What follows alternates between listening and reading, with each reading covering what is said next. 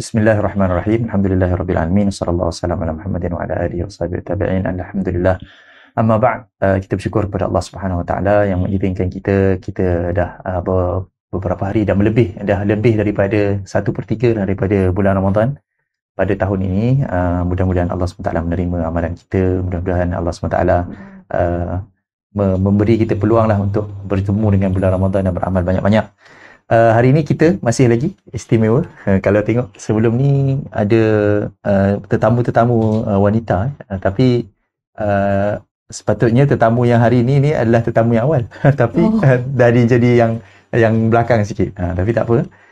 Masih lagi istimewa. Kita bersama dengan Kak Hakimah. Boleh berperkenalkan diri sikit? Okay, InsyaAllah. Bismillahirrahmanirrahim. Pertamanya, saya sebenarnya sangat segan kat sini. Terutama duduk sebelah dengan Ustaz Zainal Abidin yang kita selalu dengar dia punya YouTube Tadabbur Quran kan. Jadi dia rasa segan dalam hati dia rasanya.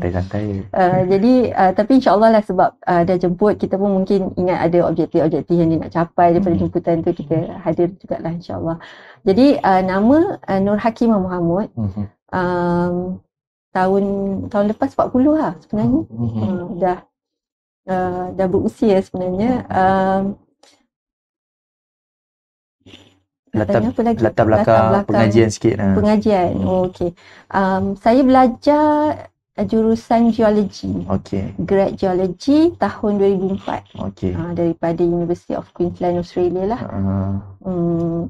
Selepas grad bekerja, sudah berumah tangga, ada anak 4 orang, bekerja sebagai geologist lah. 10 tahun di Petronas Cari Gali, kemudian 6 tahun di Shell. Sekarang dah nak masuk 2 tahun 3 tahun lah dengan Hess Exploration. Memang bidang geologi lah, tak berubah bidang lah. Ya, tidak pernah lah berubah bidang daripada awal-awal tu. Pernah sekejap sebenarnya masa lepas grad tu jadi cikgu. Lepas grad? Lepas grad, jadi sementara nak tunggu dapat kerja tu, jadi cikgu kejap, jadi cikgu kimia. Masih lagi dalam bidang sains juga. Cuma masa tu ada terasa terminat tak nak jadi cikgu selama sangat sebenarnya. Sangat. Saya Allah beri peluang tu jadi cikgu tu dekat sekolah budak-budak nakal lah sebenarnya. Jadi bila sekolah budak nakal ni kesian. Budak-budak tu setahun dia tak ada cikgu kimia. Sekolah tu ceruk kampung, Cenderum Balai. Nak kata kampung sangat. Kampung lah kan. Cenderum Balai. So setahun tak ada cikgu kimia. Jiran tu dia ketua panitia kan, guru kanan sains. Jiran dekat rumah tu dia kata balik grad tanya nak tak tolong ajar kimia. Tolonglah ajar. Jadi memang sangat enriching menjadi pengajar ni dengan anak-anak. Ni mesti tingkatan 4, tingkatan 5 lah kan. Main kimia tingkatan 4 dengan 5, tapi sebab sekolah tu kita masuk juga kelas-kelas lain kan. Antara pengalaman yang menyebabkan tersentak tu masuk sekolah kelas moral. Masuk kelas moral yang kelas hujung tu. Memang celarulah budak-budak ni kan. Macam mana duduk dalam kelasnya sampai itulah antara. Tapi majoriti Muslim kan di situ? Ke ada juga? Ada juga. Ada Cina India, dan India ada. Saya tahu Cenderum Balai tu selalu nak balik kampung lalu situ. Kampung Zaujah Ustaz dekat Botol. Dekat Botol. Memang lalu lah. Okey. Ni soalan yang kira soalan wajib lah. Semua orang dalam tetamu kita ni tanya soalan ni. Selalu dengar. Selalu dengar. Okey. Jadi soalan dia senang je. Mula daripada kita ni sebagai rakyat Malaysia ataupun sebagai Muslim di Malaysia ni, memang kita tahu bulan Ramadan ni bulan puasa, dan kita memang kebanyakan majoriti Muslim di Malaysia ni lahir pun memang Muslim. Dia tahu lah. Bila lahir tu dia dah tahu bulan Ramadan ni puasa lah. Tapi kalau bagi akak lah sendiri, mula daripada bila yang akak sedar yang sebenarnya Ramadan ni dia bukan bulan puasa saja? Kalau nak reflect balik tu mungkin masa zaman sekolah tingkatan 4-5 macam tu. 3-4-5 macam tu lah kan. Saya sekolah di Sekolah Menengah Sains Rod Intan, sebab tu lah dia jadi sains, sekolah lagi dah sains kan. Jadi dekat sekolah asrama penuh ni dia adalah tazkirah-tazkirahnya. Jadi adalah rasanya dapat ayat imanan wahtisaban tu dalam episod-episod tu lah. Tu start rasa, tapi masa sekolah tu rasa Ramadan ni lebih kepada dia dah start rasa, tapi sebab kita sekolah, kita guna Ramadan tu nak doa sungguh-sungguh, nak jadi pandai lah, semua-semua tu lah. Dia bukan lagi exam, dia exam oriented, dia bukan sangat kepada ketakwaan sangat tu. Tapi mungkin menyedari tentang pentingnya untuk minta ampun, untuk bertaubat, tu mungkin lepas masa di Australia lah.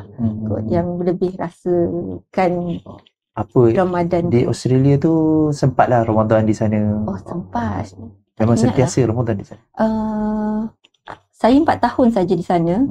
Rasanya Ramadan pertama tu sempat beberapa minggu. Lepas tu balik, sebab ingat buka puasa dekat dalam flight. Balik. Tapi Ramadan seterusnya tu memang habis di sana lah.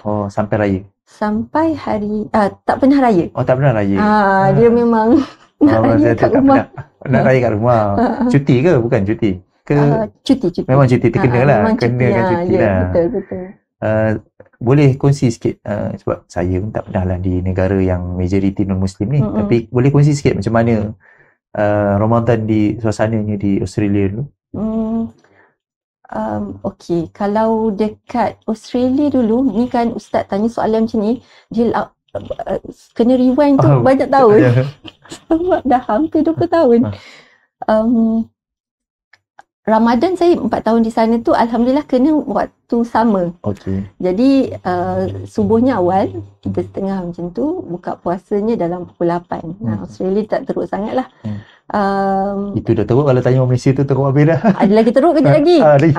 Dekat Spain saya pernah daripada pukul 3.30 pagi buka puasa pukul 10 malam. Teruk juga. Dan pergi Spain sebab field trip. Jadi tiap-tiap hari kena jalan 2-3 kilometer. Masih puasa lah? Masih puasa. Alhamdulillah. Boleh je kalau kata musafir kan? Boleh. Tu ada cerita juga tu, kalau nak dengar nanti-nantilah. Tapi puasa dekat overseas ni, mungkin kita dalam suasana belajar. Suasana belajar Australia ni, saya dekat Brisbane. Brisbane tu sebenarnya tempat yang agak kampung jugalah banding dengan tempat-tempat yang lain. Ada je Islamofobia yang berlaku, tapi bila kita suasana dalam universiti tu orang faham. Jadi orang tak adalah nak kata buat benda-benda merepek ke. Tapi satu benda yang belajar best kat sana tu, bila puasa Ramadan ni, the Muslim community tu dia together kan, dia united sikit, ukhuwah dia kuat. Lepas tu kat situlah first time yang solat tarawih habis 1 juz. Itu antara yang macam ni rupanya. Jadi macam sebelum tu macam terfikir macam mana lah orang nak habiskan 1 juz sehari kan, macam susah sangat kan. Tapi bila duduk kat Australia tu, boleh rupanya dalam solat ni habis 1 juz. Menarik juga maksudnya dekat Malaysia masa di MRSM semua tu tak dapat lagi pengalaman 1 juz. Belum dapat. Tak pernah lah. Saya sebab memang saya Terengganu ni banyak juga sebenarnya daripada dulu lagi, masa saya kecil lagi memang masjid dia 1 juz satu hari. Banyak jugalah masjid yang macam tu. Cuma orang je lah ada tak ada. Itu sebab mungkin saya ni di kira bandar baru juga. Kalau kampung-kampung tu Allah alam macam mana, ceruk-ceruk kan. Kalau selepas daripada balik tu, bila dah masuk ke alam kerjaya kan, macam mana pengalaman Ramadan bila dah masuk ke alam kerjaya? Kalau fasa awal-awal tu, fasa masih belum berumah tangga tu fasa masjid hopping. Kalau kat Malaysia tu ingatlah antara yang duduk pula serumah dengan rakan-rakan yang belajar Universiti Melaya. Jadi dia orang rajin naik motor pergi masjid hopping. So tiap-tiap hari tu kita rotate lah, tu imam ni, imam tu. Itu antara pengalaman yang seronok lah. Tapi masa kalau tu duduk dekat KL lah KL lah. Balik terus kerja kat KL. Tapi kalau bekerja, dari sudut bekerja tu sendiri, mungkin pengalaman masa awal tu puasa dekat offshore. Pernah. Kalau sahur dekat Miri. Dekat Miri tu pagi di awal kan. Jadi dengan mama-mama itu sahur, lepas tu pergi offshore. buka puasa, itu mungkinlah pengalaman antara yang menarik jugalah. Tapi dari segi penghayatan ataupun rakan sekerja yang dalam bulan Ramadan di tempat kerja dengan pengetahuan mengenai Ramadan tu tak adalah banyak beza sangat kan. Maksudnya kebanyakan orang masih lagi menghormati, menghayati puasa. Betul. Dia satu yang seronok sebab saya pernah kerja dekat Petronas, dia majoriti Muslim kan. Jadi bila Ramadan tu orang keliling pun observe puasa juga, berpuasa jugalah kan. Tapi yang menarik, contoh macam dekat Shell, bila kita seorang saja yang Muslim dalam tim 40 orang tu, dia jadi dakwah pula dekat kawan-kawan tu, sebab dia orang nak tahu Ramadan ni macam mana, boleh ke you all ditahan puasa daripada pagi tak makan. Jadi setiap tahun masa kat Shell tu kita buat presentation lah pasal Ramadan ni macam mana, tunjuk anak bulan tu macam mana. So dia macam ni dah. Dia jadi so itu pun pengalaman yang menarik dan best jugalah, dan diorang pun tahulah kalau Ramadan ni tak buat meeting yang lebih daripada pukul 5 macam tu contohnya, sebab dia pun hormat kita balik awal gitu. Okey. Kalau tengok ini soalan umum lah. Kalau tengok daripada Kerjaya kan, Kerjaya sebagai geologis, lepas tu background pun daripada sains, lepas tu pergi ke Australia. Macam mana boleh tiba-tiba kira orang kata kalau sekali pandang lah orang tengok macam ustazah, ataupun cara bercakap tu pula macam penuh dengan nasihat. Jadi selalu orang kata kalau orang yang latar belakang di ustaz ataupun Quran ataupun fiqah je yang macam ni. Tapi macam mana Kak Kimah sendiri boleh jadi macam tu? Saya ni sebenarnya dia ada rewind sikit lah. Pergi Australia tu dia memang tak plan langsung. Sebenarnya dah tolak tawaran Petronas 2 kali. Tak nak pergi Australia lah, bukanlah tak nak. Kita tak pernah tahu pun geologi ni apa dulu. So masa kali ketiga Petronas bagi tawaran, dia kata yang 2 tu dah tolak sebab tak nak buat persediaan dekat Malaysia.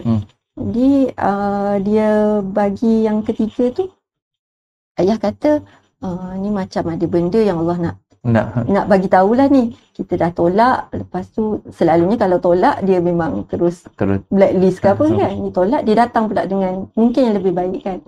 So pergilah Australia. Pergi Australia dalam keadaan ada lagi tu hasrat nak nanti kalau dah dapat result SPM ni kita balik Malaysia nak lari kan. Tapi Allah izin result SPM teruk. Dekat OZ tu dapat result SPM teruk. Jadi memang pernah apply pun UIA dekat Malaysia tak lepas. Jadi masa kat Australia tu dah fikir apa benda yang Allah nak cerita, nak tentukan ni kan dalam keadaan yang diatur-atur macam tu. Jadi kat Australia tu dapat tarbiyah. Start lah mengenali kawan-kawan usrah. Lepas tu dan bukan saja kawan-kawan usrah, bahkan gerakan Islam lah secara umumnya. Kenal gerakan tabligh. Jadi melalui pembacaan, baca-baca, macam ni rupanya. Lepas tu kita pun daripada kisah hidup tu juga rasa macam mungkin yang ni kot yang Allah nak lorong kan. Macam-macam juga cara Allah Ta'ala bagi hidayah ni. Betul. Tak terjangka pula. Kalau tengok daripada latar belakang macam tu, lepas tu pergi ke dalam kira terjumpa lah, maksudnya Allah lorongkan masa awal-awal tu. Tapi sekarang kenapa masih lagi kekal? Kalau orang kata bila dah kerja dah elok kan, kerjaya dah elok, lepas tu keluarga pun dah elok, macam Kak Kimah masih lagi aktif dalam gerakan Islam, dalam NGO kebajikan. Kenapa masih lagi kekal? Apa yang menjadi pendorong pada Kak? Saya rasa kalau saya tidak duduk bersama-sama dengan rakan-rakan yang sentiasa saling mengingatkan, sentiasa saling bersama-sama dalam mengajak masyarakat kepada kebaikan tu, saya rasa saya bukan manusia yang baik. Saya rasa saya apa itu satulah. Dan bila fikir balik, terlalu banyak rahmat yang Allah dah bagi. Dengan banyaklah benda-benda lain yang jadi juga yang Allah dah susun dengan begitu mudah. Kalau kita tidak hold benda tu, tak pegang betul-betul kan, lepas je, takut nanti Allah marah kat kita ataupun Allah tak suka kat kita, tak nak tengok kita kan nanti. Dia laknat kita kan, kita tak nak je macam tu kan. So dia lebih kepada itulah, rasa macam benda ni bukan benda yang orang perlukan, tapi benda yang saya sendiri perlukan rasanya. Yang kalau saya tak bersama-sama dengan rakan-rakan dalam gerakan dakwah, tak buat balik tu, rasa macam salah sangat. Rasa something wrong lah.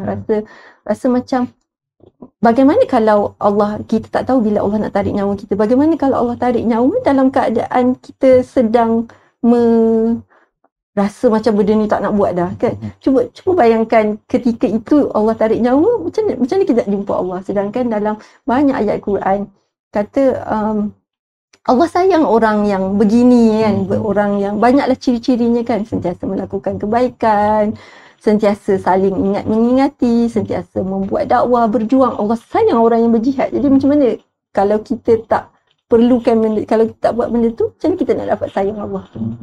Okey, kalau boleh kongsikan apa kata-kata ataupun ayat Quran ke ataupun hadis yang menjadi susahnya inspirasi ke atau apa, tak kisahlah, mungkin dia ayat Quran, mungkin dia kata-kata nasihat siapa-siapa kan. Tapi yang menjadi yang selalu teringat lah, ataupun yang menjadi penguat lah, pendorong buat dia Kak. Mungkin surah An-Naba. Surah An-Naba. Surah An-Naba tu kan awal tu ayat yang awal-awal tu kan Allah cerita pasal hari kiamat ni. Lepas tu masuk cerita pasal bumi. Kan? Tapi saya dalam banyak-banyak ayat tu yang paling tersentuh sekali ayat pasal bau nanah dan ada bau dah lama dah tak baca sebenarnya. Tapi ayat tentang neraka tu berbau darah-darah dan nanah. Tak ingat juga, saya pun tak ingat. Dah dapat recap lah. Ni kalau ada siapa-siapa boleh flash kan. Ayat tu mungkin antara yang sebab saya ada pengalaman pergi haji. Bila pergi haji tu surah Naba tu memang sentiasa dibaca lah. Bila pergi haji tu Allah izin dapat duduk dekat Mina tu, depan toilet. Okey. Lepas tu Mekah ni dia punya kering tu, dia punya bau toilet dia tu sampai ke dasar punya bahu tu boleh bau. Jadi yang bestnya tu bila, sebab saya dapat duduk depan kemah tu betul-betul depan pintu kemah. Jadi buka je pintu kemah tu, bau tu dah masuk macam tu. Jadi bila bau tu dengan ayat tu dia macam dia macam sekali. Jadi bila teringat sahaja tentang ayat tu, di bau tu pun dia teringat sekali. Itu dia jadi macam mungkin ketakutan ataupun peringatan untuk kalau kita tidak bersedia di dunia ini mengumpul bekal, di akhirat nanti tempat kita kat situ. Ini lebih kepada ancaman ni, peringatan ancaman yang menjadi penguat lah, ataupun pendorong kita untuk meneruskan. Tapi menarik bila kongsi pasal bau ni, saya tak ingat saya dengar kat mana yang kata antara cara lah untuk kita hafal ataupun memori ni, antaranya melalui bau. Itu saya tak tahulah. Kena panggil tetamu daripada psikologi juga kot. Yang kalau kita kadang-kadang pun jadi bila kita bau benda ni, kita teringat ni macam bau kat rumah dulu zaman masa kecil kan. Jadi bau ni dia boleh membawa memori yang lama. Jadi ingatan memori dengan bau ni dia ada kaitan. Kalau bila Allah SWT sebutkan bau ni dan benda tu memang wujud, maksud benda nanah semua tu memang wujud di atas dunia ni, maksudnya dia ada cara lah ataupun ada kaedah lah untuk yang kita ni nak mengambil peringatan ni, mungkin melalui bau juga. Itulah.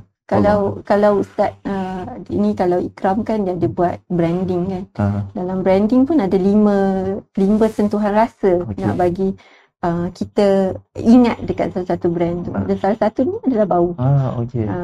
Jadi orang barat pun ambil sebenarnya apa yang Allah dah ajar dekat dalam Quran. Betul. Tapi projek wangi tak ada kena-mena dengan bau lah. Ada kena-mena dengan bau. Kita nak mewangikan lah. Kalau dia punya kertas tu mungkin ditaruh bedak macam dulu kan. Kami sebenarnya cubalah nak buat. Sedang fikir jugalah ke arah nak membrandkan wanita Ikram ni dengan bau. Tapi tak jumpa lagi bau apanya. Boleh cari tu. InsyaAllah. Selain pada bau masakan lah. Kalau bau masakan ni je memang menjadi satu ingatan. Dan kalau dalam solat pun ada. Nabi larang orang datang solat dengan bau bawang kan. Itu semua ada dia punya kaitan lah. Yang kadang-kadang kita ni, orang Islam ni dia tidak sensitif dengan benda ni. Sedangkan agama Islam ni dia sangat sensitif. Teratur, kemas, lepas tu dari segi warna, tulisan, tu semua ada sensitif yang sebenarnya Rasulullah SAW pun sangat jagalah benda tu. Akhir zaman ni lah orang Islam dia tak ambil berat sebab tu. Dia benda-benda ni ringan-ringan je dia faham. Padahal sebenarnya kalau kita menjaga kesensitivitian itulah nilai yang saya rasa untuk masyarakat timur ni dia kalau dia hold dia punya seni-seni yang sensitif tu, kita akan jadi masyarakat yang sangat hebat. Betul. Dia mungkin boleh mulakan lah di Malaysia. Malaysia ni alhamdulillah saya rasa lah, tak tahulah ni ada orang kata Malaysia ni masyarakat dia sopan santun kecuali di jalan raya. Maksudnya dekat jalan raya je dia dah lupa dia ni orang. Sekarang ni mungkin dalam internet pun dia kurang. Betul lah, dia pun satu lagi satu. Bila di balik tabir dan juga di balik steering, dia dah mula dah tak perasan yang dia ni siapa kan. Tapi secara umumnya masyarakat Malaysia ni masih lagi bersopan santun kan. Tapi itulah terima kasih banyak sudi disembang santaikan kita pada hari ini. Saya rasa boleh tutup dengan satu kot kalau minta nasihat sikit kepada saya, kepada semua yang mendengar apa yang boleh dipesankan, terutamanya berkaitan dengan Ramadan lah. Saya teringat ini nasihat pasca Ramadan yang saya terima tahun lepas. Okey. Ustazah sebut macam mana nak istiqamah. Sebab masa Ramadan ni kita ada macam motivasi yang kadang-kadang luar biasa. Sebelum ni tak boleh pun nak bangun malam. Ini boleh bangun tiap-tiap hari 8 rakaat straight. Dia bezalah kan bulan Ramadan ni, mungkin sebab syaitan dah semua masuk penjara. Jadi kita pun boleh lah. Jadi bila sebut tentang istiqamah ni, salah satu daripada surah yang sampai membuatkan Rasulullah berubat adalah surah Hud. Dan dalam tu, dan kenapa Rasulullah tu berubat, dalam tu ada ayat berkenaan dengan istiqamah. Saya tak ingatlah ayat dia tu. Fastaqim kama umirta. Wa kana taba kan. Lepas tu ayat 112 tu sampai ada 2-3 ayat selepas tu ada beberapa pesanan-pesanan yang Allah pesan macam mana nak jadi istiqamah tu. Dan pesanan yang pertama selepas fastaqim tu adalah duduk bersama dengan orang bertaubat. Jadi itulah mungkinnya nasihat, kena satu, nak cari orang bertaubat ni bukan senang. Bukannya kita nak cek dia buat apa. Dia pun takkanlah macam saya bertaubat hari ni kan, tak adalah nak buat announcement kan. Jadi kena kita bergigih untuk duduk bersama-sama dengan orang bertaubat. Sebab tu salah satu daripada cara macam mana yang untuk istiqamah. Sebab sukar sebenarnya nak istiqamah ni kan. Kalau Rasulullah pun susah, kita lagi lah. Betul. Jadi insyaAllah itu saja untuk siri kali ini. Terima kasih banyak sudi ditemu ramah. Perjanjian habis dah. Senang je sebenarnya. Sebenarnya santai-santai je. Dan minta maaf lah kalau ada kekurangan, kesilapan daripada pihak saya ataupun Ikram Setiawangsa yang menjadi host, menjadi tuan rumah kita, tuan studio kita ni. Cantik dia buat ni. InsyaAllah kalau ada kesempatan kita boleh sembang lagi banyak pengalaman yang kata nak cerita kemudian tu. Bila lah. Tak apalah, bila-bila. Dan kita tangguhkan dululah dengan tasbih kafarah. Subhanakallahumma bihamdika asyhadu an la ilaha illa anta astaghfiruka wa atubu ilaik. Assalamualaikum warahmatullahi wabarakatuh. Waalaikumsalam warahmatullahi wabarakatuh.